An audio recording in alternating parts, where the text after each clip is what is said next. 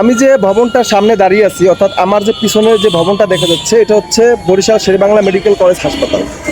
তো এইখানে হচ্ছে দুর্নীতি আর অনিয়মে ভরা। ধরেন আপনি একটা রুগী নিয়ে আসছেন, সেটা আপনার কাছে অনেক ইম্পর্টেন্ট, কারণ আপনার ভাই হতে পারে বা হচ্ছে কাছের লোক হতে পারে। আপনার কাছে সে অনেক ইম্পর্টেন্ট, কারণ সে আপনার আপন কেউ। তাদের কাছে কিন্তু সেটা ইম্পর্টেন্ট না, কারণ তাদের কোনো আপন লোক সে না।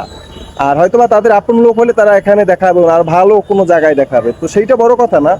বড় কথা হচ্ছে এখানের লোকজন যারা হচ্ছে দায়িত্বরত আছে, সময় পাইলে কেউ লুডো খেলে, কেউ হচ্ছে একজন আরেকজনের সাথে কথা বলতে গল্প করতে ব্যস্ত থাকে।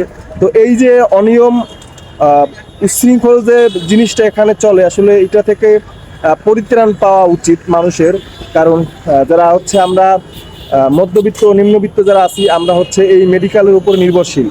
ইভেন দেখা যাচ্ছে শুধু আমরা বরিশালবাসী না, দেখা যাচ্ছে দূর দূরান্ত থেকে হচ্ছে এখানে লোক আসে, এসে বিভিন্ন হেনস্থা হয়। আর সব থেকে হচ্ছে এটার মানে ভিতরের যে অবস্থা, সব থেকে ধরেন আপনি বাথরুম, আপনার সেখানে যেতেই হবে, সেই জায়গাটা হচ্ছে মানে খুবই নোংরা। এবং হচ্ছে আপনি যদি মনে করেন ওয়াশরুমে যাইতে চান, আপনার মিনিমাম 3 জন নিয়ে যাওয়া লাগবে। 3 জন নিয়ে যাওয়া লাগবে, তার কারণ হচ্ছে আপনার যে ওয়াশরুমে যাবে সে, আর একজন হচ্ছে ওই যে দরজায় হাতল নাই, দরজায় হাতল নাই এবং সিটকেনি নাই, আপনার হচ্ছে একজন বাইরে থেকে হচ্ছে ধরে রাখা লাগবে, আর একজন হচ্ছে আপনার পানি সংগ্রহ করা লাগবে। ঠিক আছে? তো এই যে আপনার অনিয়ম, তারপর হচ্ছে আপনার সবকিছু যে সংস্কারের দরকার, এগুলো হচ্ছে আমরা খুব দ্রুতই সংস্কার চাচ্ছি।